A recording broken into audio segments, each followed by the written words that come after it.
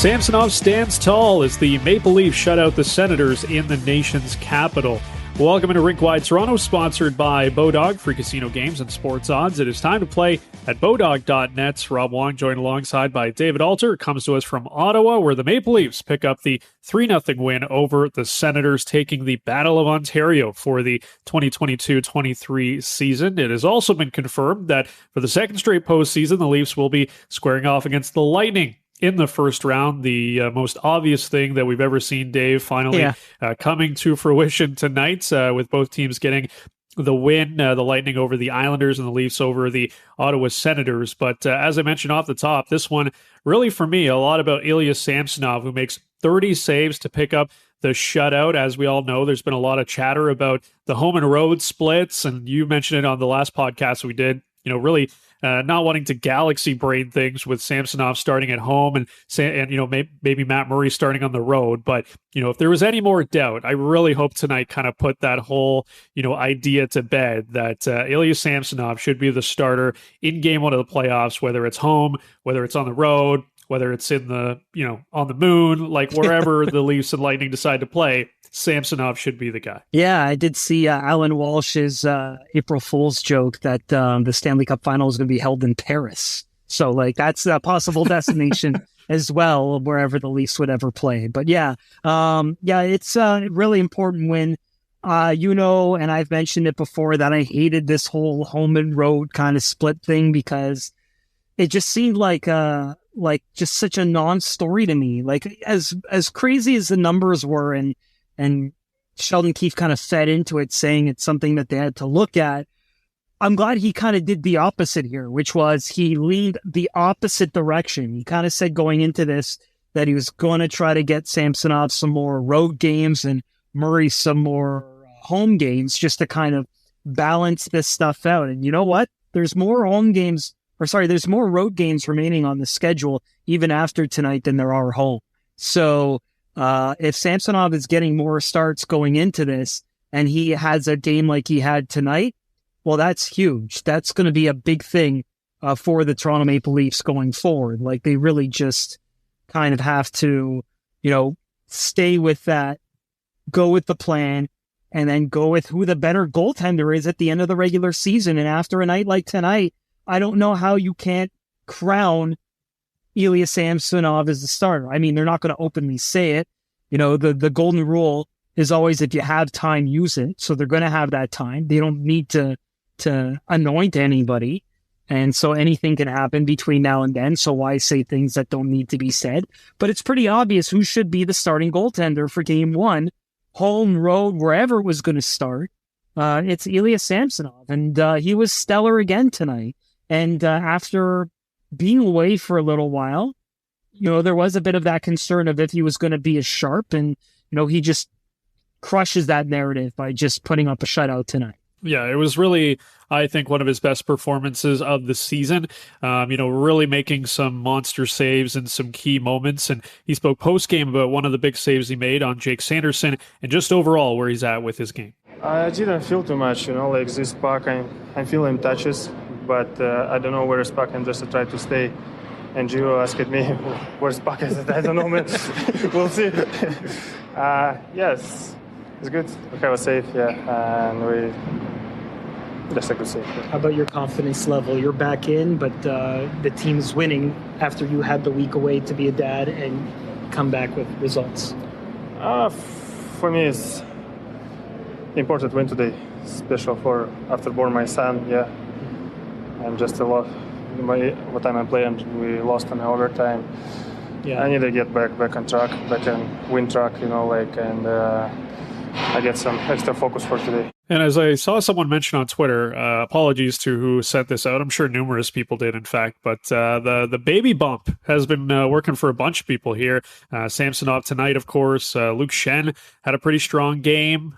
So, the dads are playing pretty well right now with a new bundle of joy within their families. But, it just, again, goes to show the level of confidence that I think Samsonov has in his game right now, where, he's been through a lot this season with a new team and, facing his old team and going through the ups and downs, and he, has a new child, and now he's gearing up for the playoffs. He's been away for a bit here, and he comes in and just, has another stellar start that, really leans towards him as being the starter for this team. And you would think, there would be a lot of pressure, trying to win this number one spot with such a storied franchise. And, even if you're just sort of a casual observer of the NHL, let alone a goalie in the league, I think everybody knows the situation with the Leafs right now and their first round failures. And it just seems like Samsonov is kind of unfazed by everything right now. Like, he's got so much going on outside of hockey, of course, but it just seems to me that right now he really has that temperament to, be the number one guy for this. Yeah, I think so. I mean, I wrote about it in the beginning of the season, and it was one thing when they grabbed Samsonov and we were kind of looking at the training camp, and it was like, the Leafs have tried a lot of different approaches in terms of goaltenders in the past. Sometimes it's worked and sometimes it hasn't. And the one thing they've never tried in the history of their franchise is just a Russian goaltender in general. It's a totally different kind of look on things and a different style. And I don't think it's a coincidence right now that Russian goaltenders are dominating the position around the league. Like Vasilevsky in Tampa, you've got Shesterkin, who was the reigning Vezina winner. You've got, and was the sole reason that the Rangers took, I think it was the Penguins. I can't remember who they beat in that crazy Game 7 overtime. I believe it was the Penguins. He really got them into that Final Four spot. And really it's been the Russian goalies that have been the story of the position. That's what it is. And so there's something in common with them. And when you go into Toronto and it's such a pressure-packed market, maybe sometimes a crazy personality, and I say crazy in a fun-loving way. I don't mean it in any other way, of course. Maybe just something different and is what they needed. And at $1.8 million, it's really the steal right now of the Leafs free agency. It really is. Like, someone who's performed well, has not had any moments, with the exception of a small stretch of games in December where it looked like things were going to kind of slip out of his grasp. It didn't really feel like that. And then he had the cop-out, which was understandable in that game against the Islanders, when he let in a lot of goals that his mind was elsewhere because he was about to be a dad. And so outside of that blip and the small stretch of games in December when Murray was also kind of struggling, he's been lights out. Like, there really hasn't been a large dip in his game that gives you the confidence that this is the guy. Like, this is the guy. It's a different approach to what the Leafs have had. And you just look at the evolution of where the goaltending position is. It's the Russians right now. Like, it was the Finns for a while. There were some Swedes, and there are always exceptions to the rules with different guys. Like, I'm a huge fan of Jake Ottinger in Dallas and what he's been doing with the Stars, not only in that series with Calgary last year, but carrying that forward. But as a whole, it's hard to argue with what the Russians are doing at the goaltending position. And it maybe isn't that much of a surprise that's why it really has been right now the story that it's Samsonov right now. That's really the no bones about it. Yeah, I mean, you're spot on with regards to the free agency, additions this year, and you look at a Kalle Järnkrok, and maybe that's, the other guy that gets the nomination for, best free agent signing for the Leafs this year. But, Ilya Samsonov's been such an important key piece with this team. I mean, when Matt Murray went down with injury at the beginning of the season, obviously since coming back, and, he's been such a key cog throughout the entire season that he's definitely been one of the big steals of not only Maple Leafs free agency, but NHL free agency this season. And fair or unfair, I mean, it's still going to come down to the playoffs. Like, I know we just said he's been a fantastic steal, been a great addition to this team, but he is going to be judged on what goes on the postseason. I mean, this entire roster will be, so it's not like he is separate from all of this. And, that will really say a lot. I mean, if Ilya Samsonov can stand on his head or just give the Maple Leafs solid goaltending and this team goes to the second round, and he's a big reason why, even if this is like his only season in Toronto and he moves on elsewhere, like, he's going to be known as the goalie that got the Leafs through the first round of the playoffs. Like, that is going to be on his resume for the rest of his life. The one thing I will say about that is if that does happen, I don't think there's a situation where he's not back the following year, even if it is through arbitration or whatever, because he is an RFA. Then they have to kind of work some limbo and some magic as to what they would do with Matt Murray at that point. But I think whichever is the goalie of record, and if there's a reason that he gets the Leafs past the opening round and they have success in that regard, there's no doubt in my mind that he's back. There's just no doubt. Like, you have to kind of stick with it at that point. And they have the protection with the RFA. If they could get a long-term deal done, if they feel that's great, that's fine.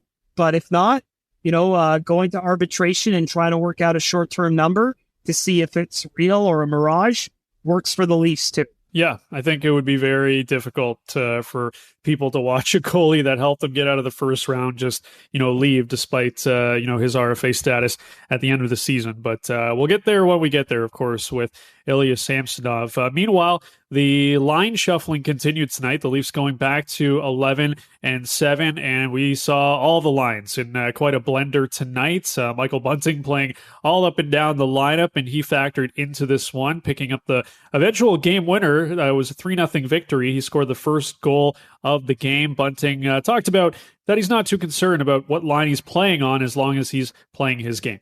Yeah, to be honest, I'm very confident in who I am and who I am as a player, so it doesn't matter where I'm playing. I want to contribute and I want to help this team win. So, I've been doing that, and I felt good about my game tonight. I was hard on the forecheck, forcing things, forcing pucks and to turn over and create some offense, and I felt like I was good on the defensive side as well. So, I just got to keep playing and keep being confident in who I am.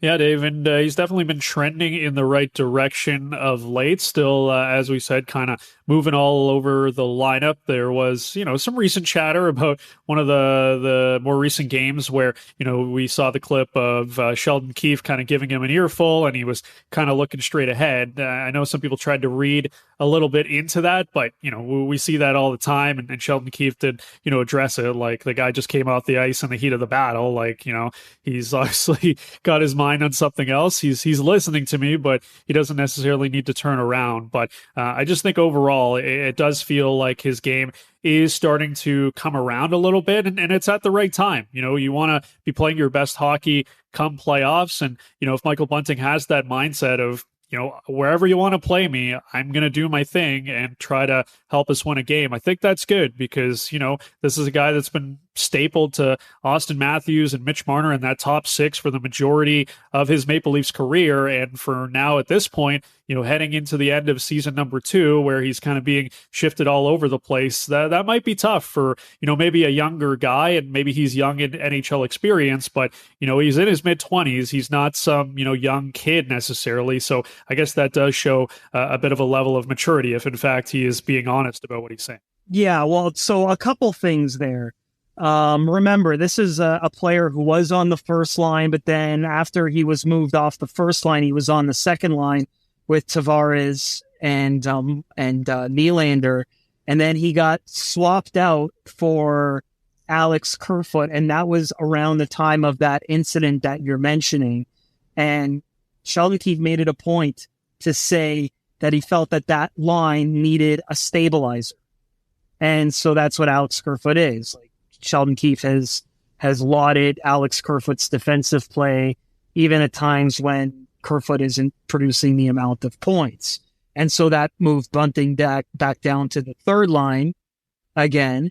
And I think it was by design that Bunting made a point in that response that you heard there to mention his defensive game as well. That was a big takeaway for me, because I think that's him also showing that perhaps he has it in him that even if he isn't helping produce at the top line level, that he should still be in the top 6 and still get those minutes. It's kind of a weird dynamic because, Bunting told me in a conversation when we were in Long Island that, both he and Tavares are kind of similar in the sense that they like to go to the net, and there has to be a bit more communication as to who does that. And it's a little bit of a different kind of look that maybe isn't optimal. So the line shuffling was going to happen. It sounds like based on what we'll hear, that Sheldon Keefe isn't going to be done doing that at any point until the playoffs begin. And even then, he may not be done that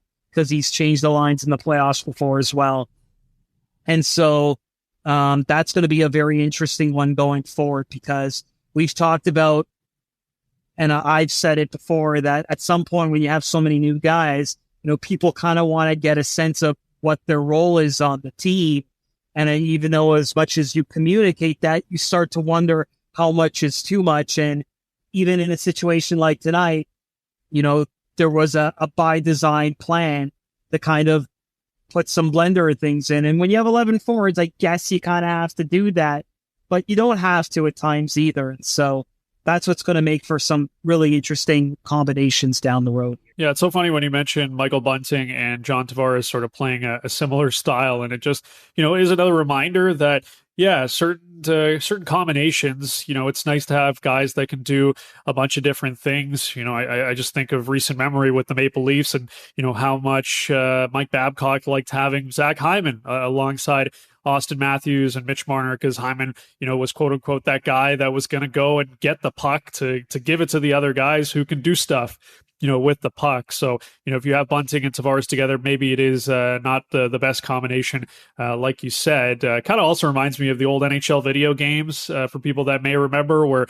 you were looking for line chemistry. And I think the optimal combination was like power forward on the wing, or power forward anywhere, playmaker and a sniper, and you would get like the additional, bump up for that line. Right. That's not necessarily how it works in real life, of course, but just kind of came to my mind there when you were talking about the different kind of components that a line could make up. But yeah, right now with the line matching, or sorry, the line movement tonight with all the lines in a blender, it's interesting to look at, of course, but I still think we need to take it with a grain of salt, because we all know that Noel Acciari's coming back. And of course, the big key there is Ryan O'Reilly. And when he returns, where does he kind of fit into all of this? But let's hear from the head coach, Sheldon Keefe, on his decision to mix up the lines tonight. I mean, at that point, we're leading. So now it's more about managing the matchups and such. I thought the Sudsoul group was really kind of having their way with us there. So wanted to change some things up. Plus, I come into the game tonight wanting to look at some different things and try some different things too. So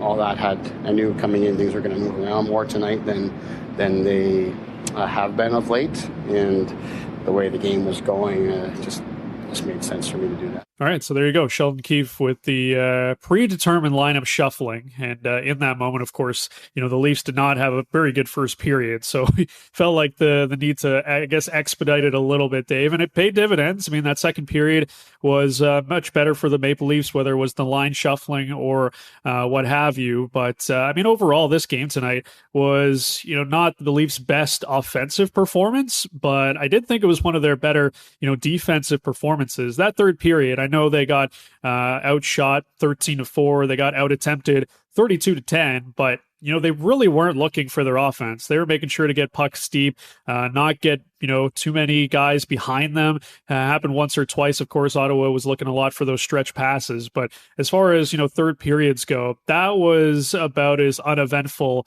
as you can have, despite giving up 32 shot attempts. Yeah, I mean, look, Ottawa likes to shoot the puck at the net at any cost.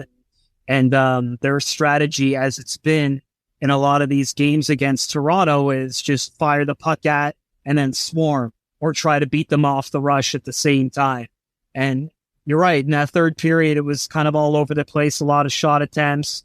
They pulled the goalie pretty early in that one as well. I think there was 6.5, 7 minutes. I'm not quite sure. Usually at the last TV timeout, that's when, especially when you're on the road and you don't know the building as well, and every building has a different distance between where the dressing room is and where the press area is. So at that last TV timeout, you start to kind of to head out, and you're kind of like, whoa, like this is kind of far, like in terms of kind of where everything is. So I think getting a lot of those shot attempts kind of inflated things, especially with that power play, and then trying to go for it there.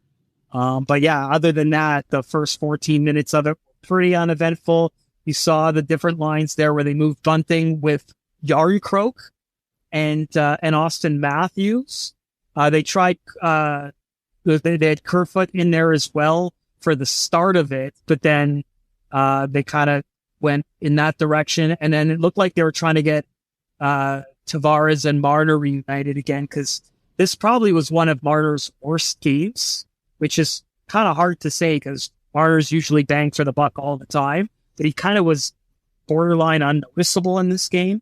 And then when they kind of moved him in with Tavares, I thought that was just kind of trying to get that line going. And they had Nylander there trying to overload it, which was a very interesting look as well. So definitely try to figure out and mix and match and do a lot of different things.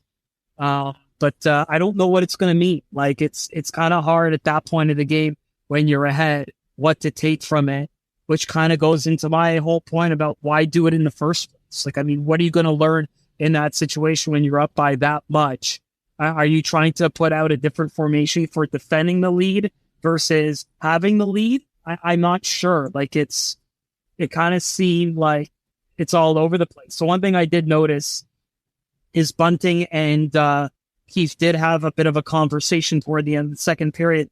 Of course, there was eye contact this time. It was a very engaged conversation about, some sort of things. I don't know what, but that's when the big switch happened, especially at the face-off. So not quite sure what to garner from a lot of this, if that's going to be a permanent change going into the game tomorrow or something else that they do. Is quite interesting. Yeah, I think it's a good point that you make when it comes to what are you going to learn from these things. Like putting out William Nylander, Mitch Marner, and John Tavares for one shift. It's like, okay, if it doesn't look great, does that mean like you're not going to use it again? Or like you want to give it a bigger sample size? Like I think it makes more sense to play a full game, with some mixed up lines. If you want to do a Nylander, Tavares, Marner, trio tonight, or sorry, I should say Sunday night against Detroit, sure, let's see what that looks like. And maybe, that could be a nuclear option come playoff time, but just throw them out in all these random different combinations for a shift here and there. It's like,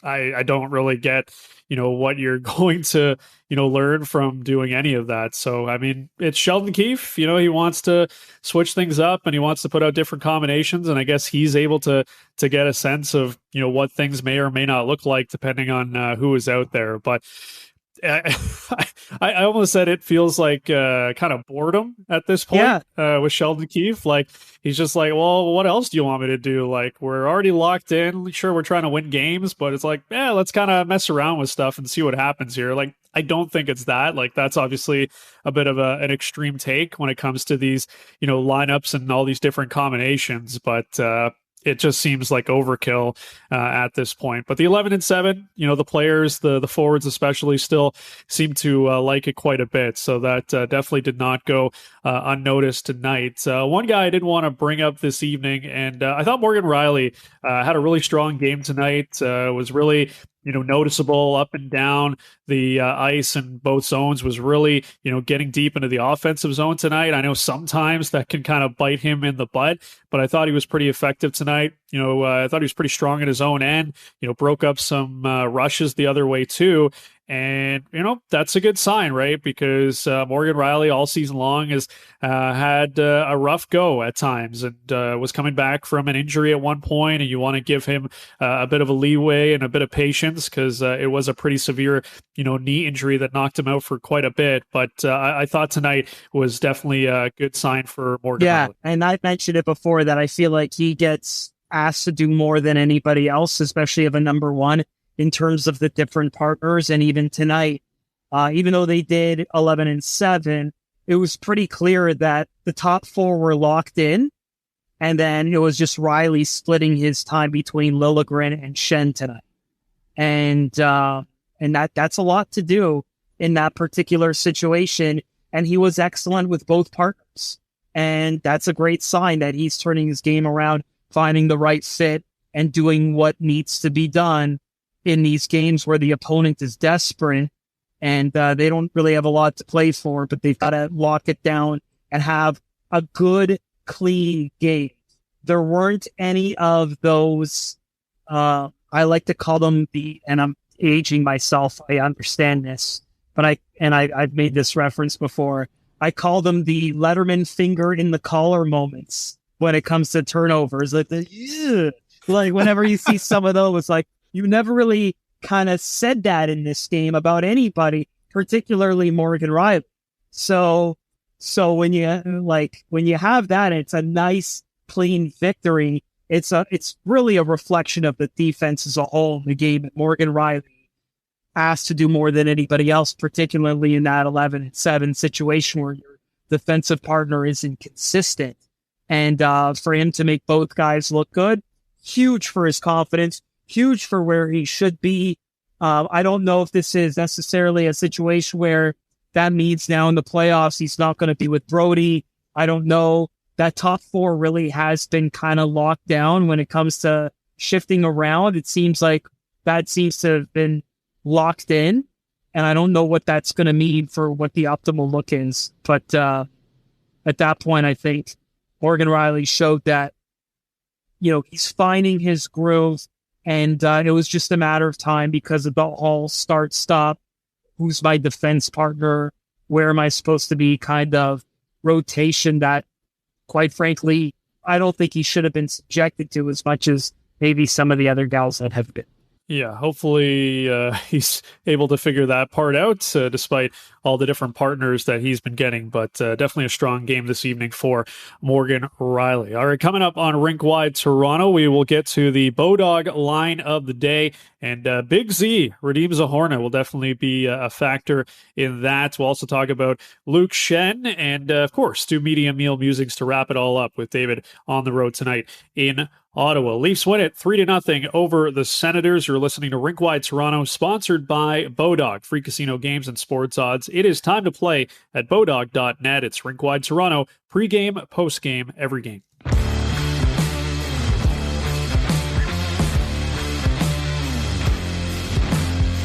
It is Rink Wide Toronto, sponsored by Bodog, the place to play free casino games and get the latest sports odds. Rob Wong joined alongside by David Alter from Ottawa, where the Leafs shut out the Senators 3-0. It is time for the Bodog line of the day, and safe to say, Radim Zohorna, anytime goal scorer, paid off very handsomely tonight if you did bet on it. I would not have advised that bet, of course. Radim Zohorna playing just 6 minutes and 15 seconds, but boy, oh boy, might have been the best 6 minutes and 15 seconds a Maple Leafs fourth liner has played all season long. I mean, looking at the ice time tonight, I know they went 11-7, but you can make the case they might have gone 10-7 here because Zohorna did not play very much, but he does pick up that goal, his first as a Maple Leaf. He said post-game he was very happy to help in the victory. How did it feel to contribute in your first game the way you did? I felt great. Be part of this team, be right next to these big players, great players, such a honor, and I'm just enjoying every minute here. What were you thinking when you're releasing that puck? Are you just trying to get it to the net? You kind of had that in mind? Yeah, I got a great pass, and I had a time shot, so I shoot, and it was a goal. So. I like the fact that he said it's nice to be part of these big players. You're the biggest player on the ice. You're 6'6". That's just no his one English. Is bigger than you. That's just his English. He probably meant to say but of course, yeah. He's talking about stature, like actual like star power as opposed to physical stature. But it was just funny hearing that. But I mean, you can hear the joy in his voice, right? Like he very happy. He was very happy to get the call up and to be a part of this, and to score. You play 6 minutes and 50 seconds. You score a goal anytime. I mean, that's just a really cool moment. But Big Z, I said on Twitter, you don't mess with the Zohorna. Of course, a reference to you don't mess with the Zohan, which was a terrible movie. But regardless, yeah, a nice little Maple Leafs debut for the guy that William Nylander post game is calling Big Z. Yeah, I mean, that was a really nice goal that he scored there. So, he's a big boy and, winning battles. And, I think he did a great job tonight. Does he have a nickname yet?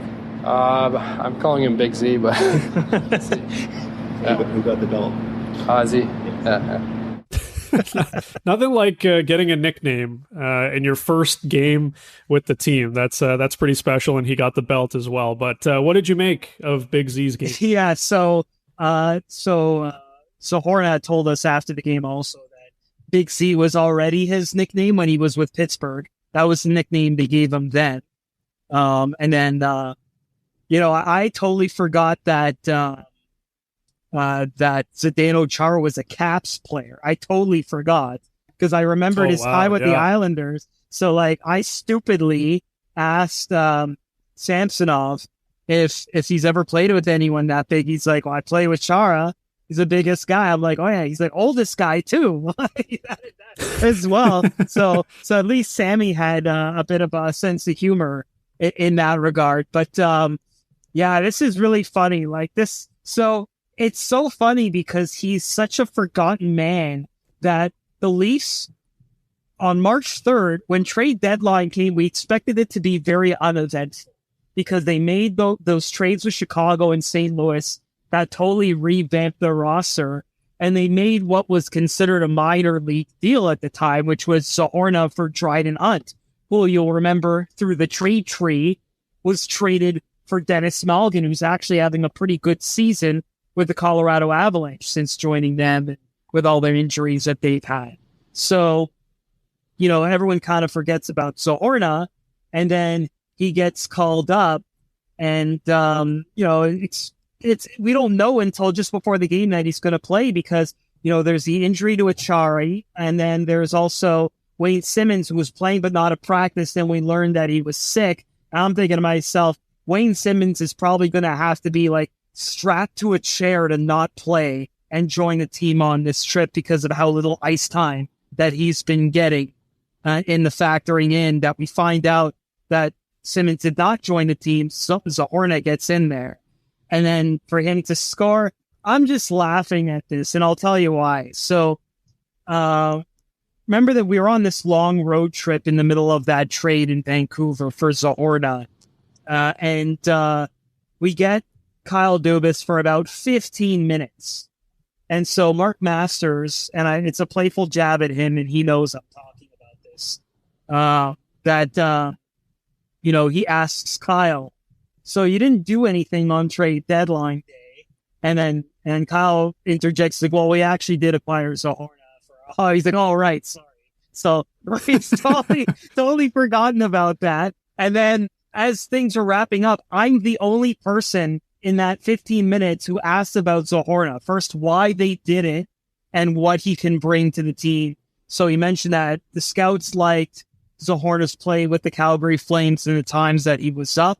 And the other reason they made that trade was because Hunt, when he was sent back down, qualified as a veteran because of his pro experience up at the NHL level compared to Zohorna. So if he did have to play at the Marlies, it opened up a veteran spot if they had to put more veterans in, because the Marlies are, they've been struggling a little bit now, but they are going on they're hoping that they'll go on a bit of a run like the Leafs will.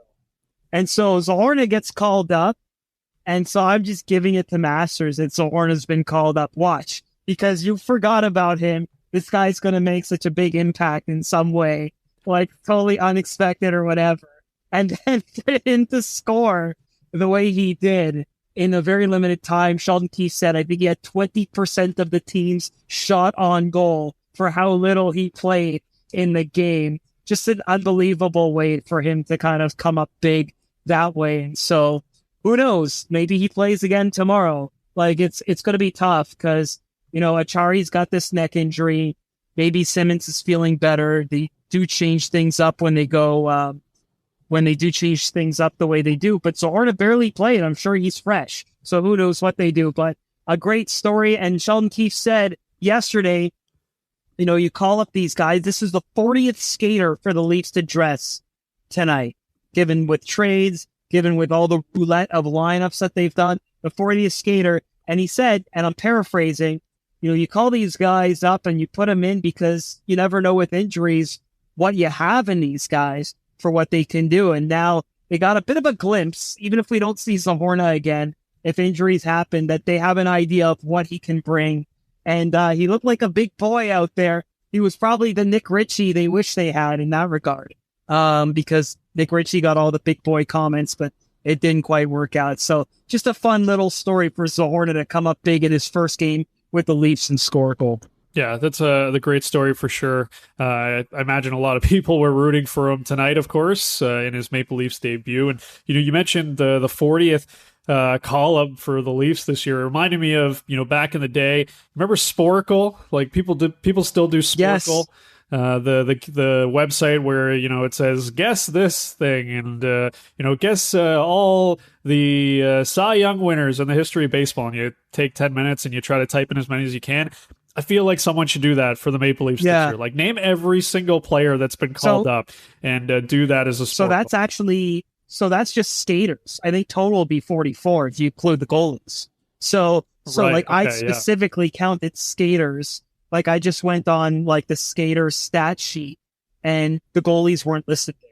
So there's that. And it's funny you bring up Sporkle because we are in Ottawa and Ian Mendez and I were colleagues together at Sportsnet covering the lockout in 2012. And a lot of time when we were at that final night before they came to a deal, remember that deal didn't come around till like 6 a.m. in the morning. We knew something was close and we're in this ballroom hotel waiting room, not knowing what to do. We played Sporkle because there was just nothing else to do while we're waiting for the insiders to kind of break the news and figure out. Well, all we knew is that they were so close that we couldn't leave. And so we were playing Sporkle and it was really funny because it was like something so innocuous, like being all these different types of fruits. But you got into like after the common ones, like you didn't know what to do. So I'm yelling at Ian, "Oh, persimmons, persimmons." He's like, "What?" He's like, "What are you talking about?" And then like, he's like that, like, cause he had never heard of that fruit, I guess, at that point. So he puts persimmons in, it works. And then his battery dies. And then he's like, "Of course, Alter, you get persimmons. It's right." And then the laptop dies and he's just shaking his head in disgust. And you brought up another great story, and there was a link because of Sporkle, because of Ian Mendez and all that. So there's another reason. There you go. Sporkle, incredible time killer. But you might be the only person that could get the 2022-23 Maple Leaf Sporkle call-up list. If you really think about it, might have to give you like half an hour to figure it out, but I feel like you could do it by the end of it. Let's move on to... Sorry, go ahead. The hardest to spell and guess would be Semyon Dargachin, because he played one game. Yeah. That would be very difficult, actually. I know there's a hyphen in there, so I'd at least be able to guess that correctly.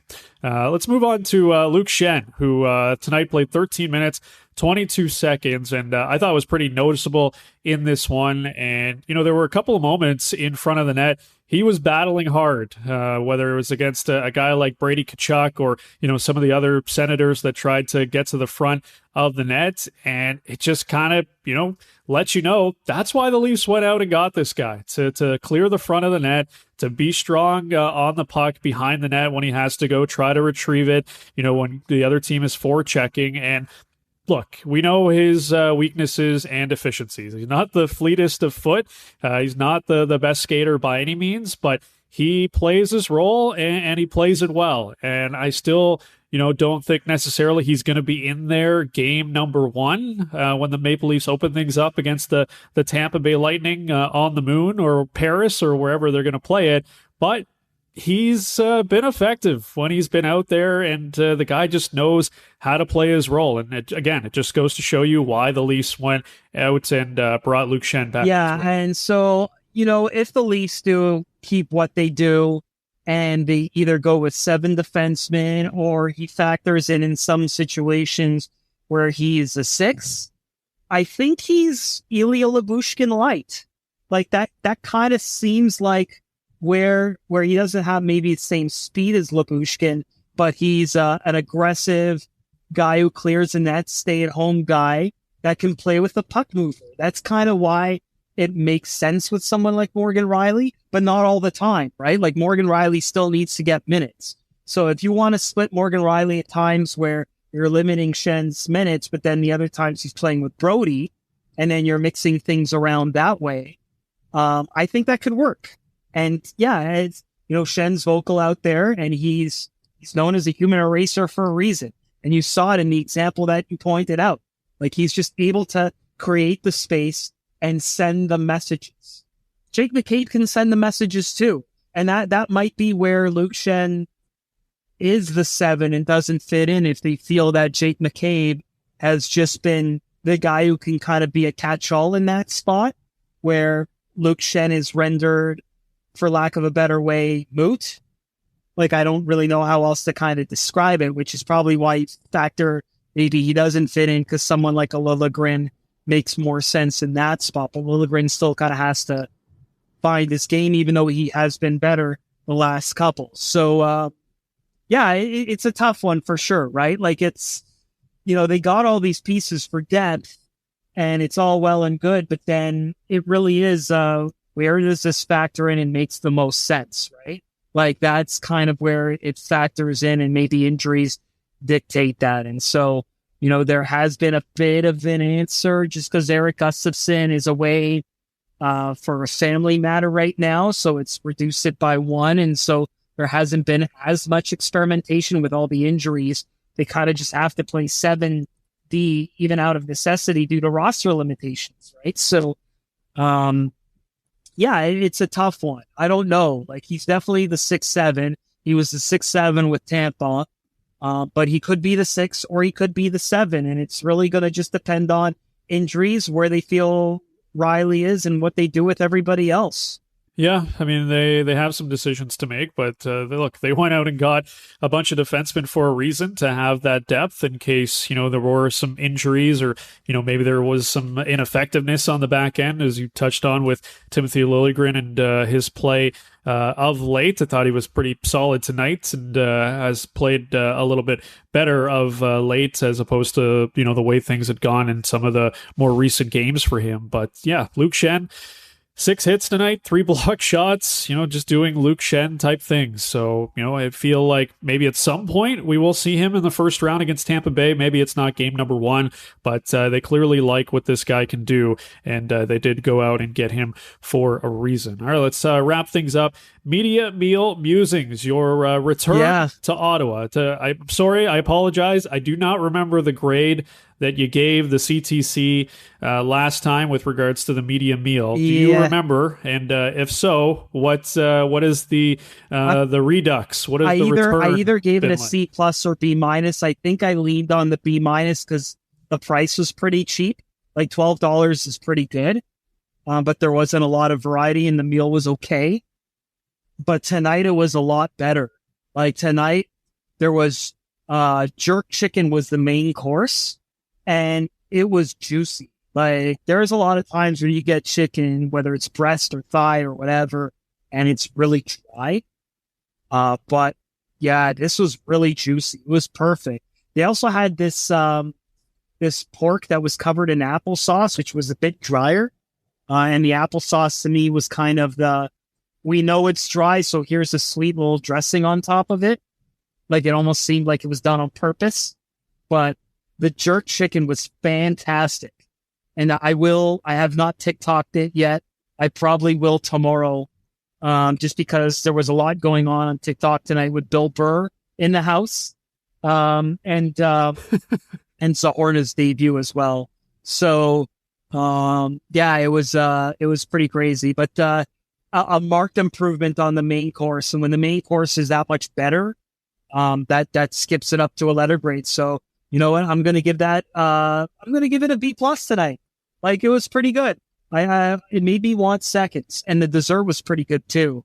So, and the coffee is good coffee. I've got to say, like, you go to a lot of arenas, the coffee is bad. I think I've mentioned this. Scotiabank Arena coffee is probably the worst coffee in the league, which is pretty disappointing. It's been bad since the building opened, and you hope it will get better. But the Ottawa coffee was pretty good. So you factor all of that in, and the price is right. Canadian funds, got to give it a B+ because the jerk chicken was primo today. All right. Well, there you go. An improvement on the second go round. Either they heard your review the first time and they're like, you know what? Next time Leafs are back in town, we got to up our game. We got to move up the David Alter Media Meal Musings rankings here. Or maybe it's because, Ryan Reynolds. They're trying to impress Ryan Reynolds every time he comes to a game. They got to make sure the meal is on point. I don't remember if I told the story when I was one of the few, probably the only guy who was doing road tripping during the pandemic season, 21 season, for games. The first 2 games were in Ottawa, because remember when there were so few opponents, they were doing consecutive games against the same opponents. And so the first 2 games of that 56 game schedule were in Ottawa. So I was there, and for the opening night, they're like, courtesy of Eugene Melnick, here's some food and some whatever. Just eat it carefully at your table. Keep your masks on when you're not eating. All that other stuff. Did that. Like, this was in the press area, because obviously dining rooms are closed. So I come back for game number 2. There's none of that. It's just like drinks. That's it. I'm like, or like coffee and water. That's it. I'm like, oh, I guess they just, for the opening game, they wanted to make a big impression and just decided, F it. We came too. But like now that they are on their best behavior, and, Ryan Reynolds was here recently, as we know, and the bidding process has begun, and there's potential for where they might go, and it's funny, I was talking to a lot of the reporters and staff and camera people, and, there's a lot of talk about them moving to LeBreton Flats, depending on bidders, and some, they're like, we just moved out here, don't move now, even though it'd be like 5-6 years away. So it's interesting. There's definitely a buzz when talking about the Senators now, just with the talent that they have now, and just who might own this thing and what that ownership group might do to the franchise and inject, a youthful exuberance to the franchise. Who would have ever thought the Ottawa Senators, kind of a sexy team, yeah, right? Like for many, many years, not that they were an afterthought, because there was a stretch where they were one of the best teams in the league. I mean, they went to a cup final. They had some really, really good teams. It's just, never really made any sort of waves or any traction among, the NHL, amongst the NHL teams. But, this past offseason, they made a lot of great moves. Hasn't worked out because their goaltending is pretty atrocious. But, they have some players. They've got some guys that are on the way, and they're going to be a scary team, and hopefully, the Battle of Ontario will be a big-time thing over the next 3 to 4 to 5 years. But, yeah, there's a lot of excitement around the Ottawa Senators, which is something I never expected to say, considering how bad things were within the last, 5 to 10 years. It's really something. And, like, it's funny because even their most recent successes become afterthoughts. Like Dion Phaneuf's first season with Ottawa. They were like a goal or like an overtime away from going to the cup final again. They had that really surprise. They went from like not in the playoffs, or I think they weren't in the playoffs the previous year, to like a goal away or game away from going to the cup final for the second time in their franchise history. And as of course we know with the Maple Leafs, it's not just a cup drought, it's a finals drought. They haven't been to the finals since 1967. So, it's kind of funny. Like there's a lot of hate on for the Senators fans when the Leafs do come here, because it's not even about like, oh, Sens, it's Leafs suck, and just how much of a focal point the Toronto invasion becomes when they come here. So I gotta say, there were 2 games in 2 weeks where the Leafs were here, and for some reason it was really like the crowd was just, as I'm gonna sound really old saying this, trying to get the Steve Buscemi gift ready, but the crowd was lit. Like it really was. The crowd was on fire. Like it was crazy. Hey, it could have been worse. I could have said they were on fleek, and I didn't go that point, but I just did. So there you go. That's true. Yeah, the crowd was pretty electric tonight for sure. A lot of Leafs fans, as I saw on the broadcast. So, final Battle of Ontario for this season, and I'm sure it's going to be fun next year. Maybe the playoffs. I don't know. Maybe these 2 teams meet in the playoffs next year. That would be. I don't know if Ottawa wants cool that. Story, They've never beaten the Leafs in a playoff series. That is true. There is a history working against them. But luckily, a lot of those players on those teams are not NHLers anymore. And same on the flip side for the Maple Leafs. But that'll do it for this edition of Rink Wide Toronto. The next post-game show set for Sunday night. The Leafs back home playing against the Detroit Red Wings in an Original Six matchup. Make sure to like, review, subscribe to the pod wherever you get your favorite pods. You can follow us on Twitter, RinkWideTOR, at DAlter, at RobWong34, and you can always get the podcast at RinkWideToronto.com. For David Alter and producer Aaron, I'm Rob Wong. You've been listening to Rink Wide Toronto, sponsored by Bodog, Canada's home for casino games and sports odds where everyone goes to play. It's Rink Wide Toronto, pre-game, post-game, every game.